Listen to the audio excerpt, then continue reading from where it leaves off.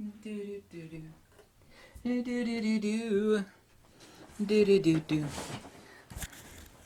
Yeah, by the way, I went on the ketogenic diet about 5 days ago, and I feel about 1,000% better.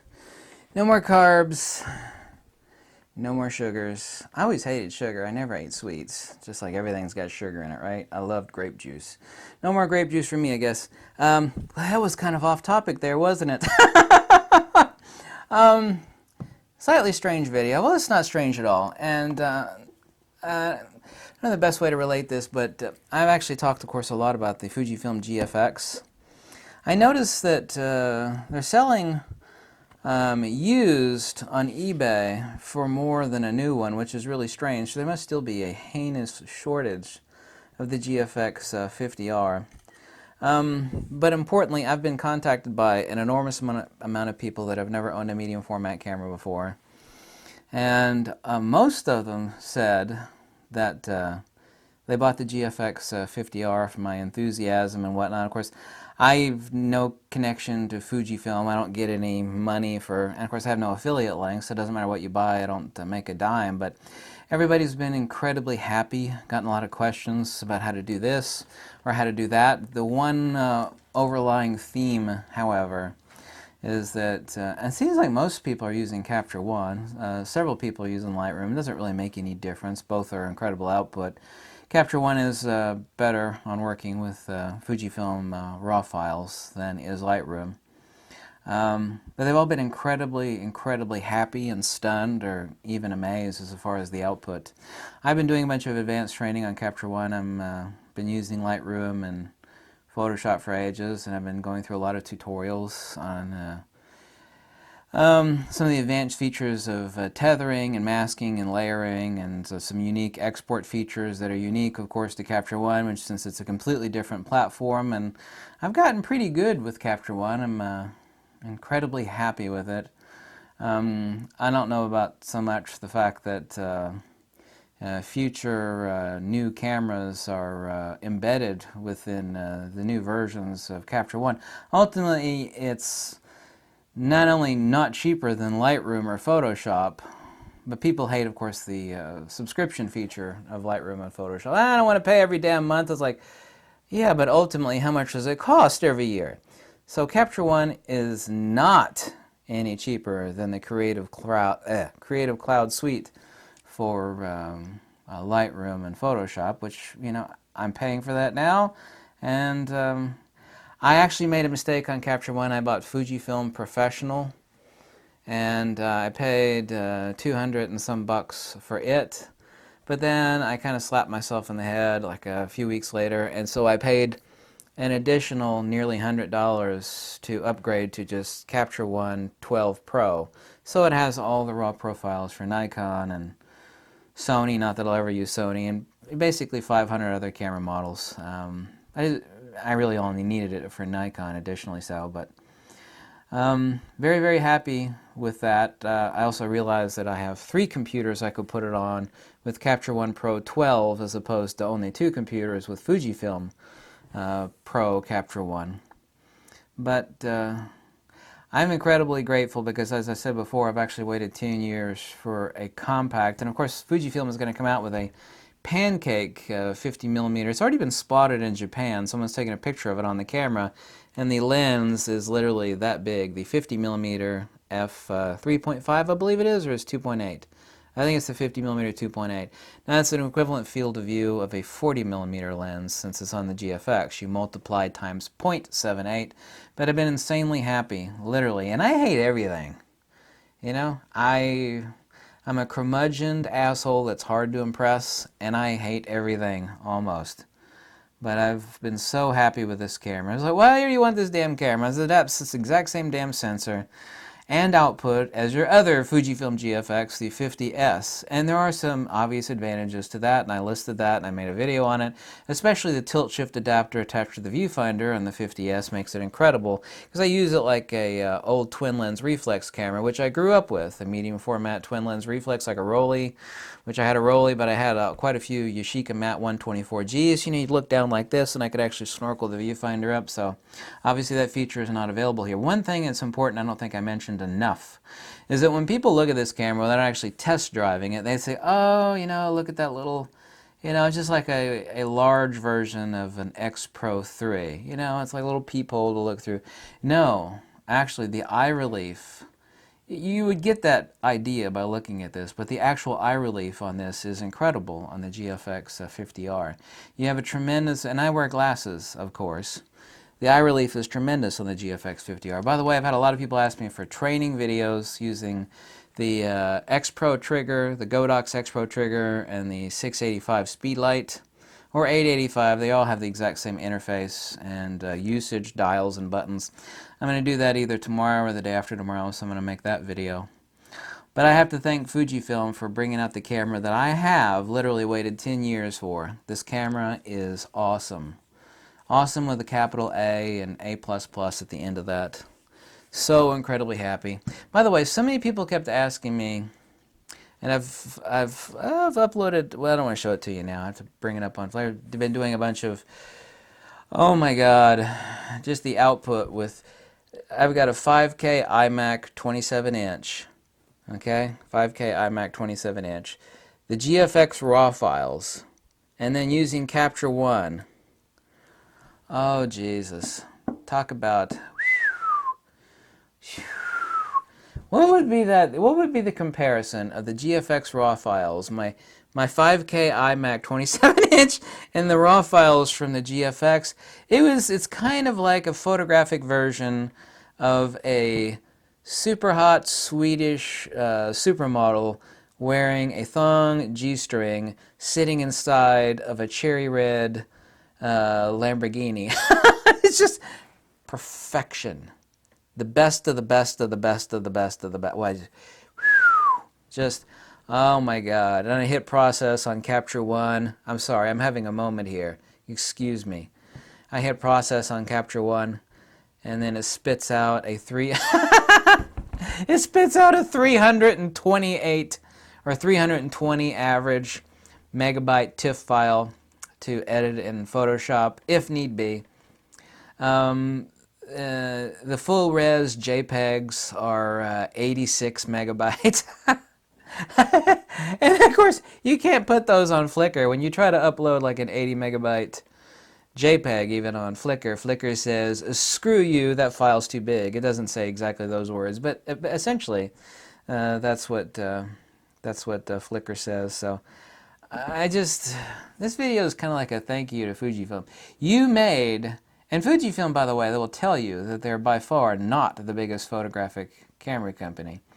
Canon is way the hell bigger. Nikon is, I'm talking about photography, okay? Now Fujifilm, like Nikon and Canon makes printers and all this other medical crap. Nikon makes microscopes and lithography and just tons and tons of crap. Fujifilm does the same. They make cosmetics and medical equipment. There's a lot more money in super, super expensive medical equipment than there is in photography gear. Fujifilm and Nikon and Canon know that. That's every time you go to a damn hospital, you'll see some super expensive device that'll either say Nikon on it or Fujifilm, and it ain't a camera. That is a really, really expensive piece of medical equipment. Oddly enough, companies like to make money, and they figured out a long time ago there's more money in making that expensive medical crap than there is in cameras. But Fujifilm's not that big as a camera company. But they've come out. I mean, look at it. I've got this sitting on the table. I never put it in the bag because I'm always grabbing it when I head out the door. Not every day. Not today. It's XT3 here. I mean, who isn't happy with it? For $1,500, you get a professional video camera, incredible output, super fast autofocus, super fast IOTO, a BSI sensor. What the hell is there not to love about the XT3? What? For $1,500, magnesium chassis, perfection is no less of a quality than the Japanese XT2s are. No one has said that because it's not true. I did a comparator back and forth between the two. It's $1,500. It's the camera of the year. Well, 2018 it was the camera of the year. By the way, folks, the X Pro 3 is coming this year. Okay, you didn't hear it from me, but yeah, the X Pro 3 is coming. I did make a chart I posted up on my Instagram and also on my Flickr page. Since I keep getting asked this question over and over again, is the 5 differences in medium format over that of crop sensor or full frame. Point number 1 being is that you're actually much closer with a wider field of view for identical distance between camera and subject. Like 110 millimeter GFX is equivalent to an 85 millimeter. So your feet are planted in the exact same spot, but you're actually much closer with the telephoto lens, 110 millimeters, so you're actually closer with a wider field of view. So you have 110 millimeter focal with a wider field of view, 85 millimeter for example. Point number 2, of course, you have a superior aspect ratio with more to work with. 4:3 aspect ratio is certainly better than 3:2 for FX, and i.e. 35 millimeter. A lot of people will tell you it's much better for product and commercial prints and also for cropping. The 4:3 aspect ratio is awesome. Even better is 6:7, but it's not a 6:7 sensor in the medium format, of course. Phase 1 has that arena, but I mean, you know what your phase 1 is? $50,000. Are you really gonna? This is $4,500. I actually got pissed at Tom Hogan. Not that I, don't like the guy or something. He made a comment about the new GFX 50R, this camera, and he said, oh, but it's price prohibitive. Compared to what, Tom? You know, like an $18,000 Mamiya Leaf Credo? Compared to what? Do you know how expensive medium format has been for ages and ages? Compared to what? For God's sakes. I mean, here like a year from now, there's going to be like used ones of these around $3,200, $3,300 on eBay. It's the same price as a D850. If you told me like 5 years ago that you could get like a, hey, 2018 you'll be able to get a medium format camera, it's just incredible, just built like a tank, $4,500. Like, what are you shut the hell up, stop smoking crack. It's never going to happen. Well, it did happen, and it's sitting right here. Point number 3, of course, you have more megapixels, or same thing, you have the same megapixels with larger photo sites over a larger area. Point number 4, you actually have larger can't speak this evening. You have larger photo sites, i.e. larger eyeballs for superior dynamic range, i.e. the pixels on the sensor. Point number 5, you actually have, of course, less enlargement to make the same size print as you would a 35 millimeter full frame or even a crop sensor to make a 20x30 or whatever print size, 8x10 that you want. Here's something else people also confuse. What's superior, a 50 megapixel full frame camera or a 50 megapixel medium format camera? 51 megapixels, 50, same thing. Well, of course the GFX is superior. The reason being, of course, sensor size. It requires less enlargement. The larger sensors don't gather more light, okay? I did not make that claim. I said the sensor area is larger, meaning it requires less enlargement to make the same size print. And then point number 2, 50 megapixels is not equal to 50 megapixels. So what the hell does that mean? It means that 50 megapixels with larger eyeballs beats 50 megapixels on a smaller sensor with smaller eyeballs. Those larger eyeballs or photosites or pixels, of course, have superior dynamic range. Duh. So this is where people get confused. Well, it's 50 megapixels. It's no different than my Nikon D850 is 50. Yeah, well, it's not 50 on a D850, but pretty damn close. The difference, of course, is that the photosites are a lot larger on a medium format camera. You also have a larger window or lens, specifically at the micro lens array that actually sits over top of the sensor that actually focuses that light into the photosites. I think there's like 200 different patented micro lens arrays for Canon, between Canon, Sony, Nikon, Fujifilm, and others. But anyway, that's the 5-point difference that actually makes up the difference for medium format photography. This is also, too, what confuses people. People say, I saw that image of yours from the medium format on your Flickr site. It's not that impressive. It's like, well, yes and no. It's not that impressive because you're looking at a little-ass JPEG.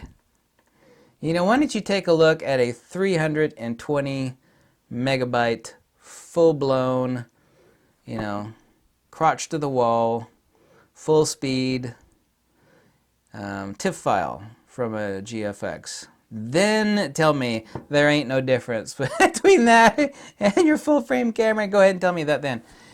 everybody keeps doing that. Like, oh, I saw so-and-so's GFX files on their website. They were talking about the new Fujifilm camera, and I was not that impressed. You know, it was a very beautiful image, had great dynamic range, but I just was not sold. You know, it didn't want to impel me to buy that expensive camera. And by expensive, I mean the best medium format camera, the fastest autofocusing medium format camera, and by far the cheapest medium format camera, so they're wrong about that.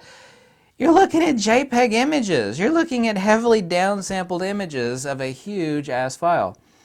Just go look at some of the I've uploaded images onto Google Drive in several prior videos. Why don't you just go look at some of those 320, 350 megabyte of full-blown TIFFs, and then tell me again, girlfriend, that there ain't no difference, because you can't. Unless you're blind or stupid or lying. You can't do it. I think I made my point. This was like a thank you video to Fujifilm for making the camera that I've waited 10 years for. I love this camera. I love my other GFX, but a compact, this is not big. One thing, if you never had your hands on this camera is actually really lightweight. This is the camera I've been waiting over 10 years for. The output's incredible. I love everything about it. There's no such thing as a perfect camera. However, I just scored a perfect 100 because I've got nothing to bitch about the camera. It's an awesome camera. I have no affiliation to Fujifilm as far as sales or anything else. I did do a meet and greet at my local camera store, you know, but I like helping people and, you know, hugging people and shaking hands and talking about stuff, and I was actually quite helpful. People came up to me with their cameras. They're like, I was trying to do so-and-so. I don't know how you set this up. And, you know, they have the camera in their hand. I tell them what to do, and they say, you do this, and here's a little tip, and here's another tip. Oh, my God, thank you so much. One guy tried to give me money at the camera. I was like, no, God. I said, I like helping people.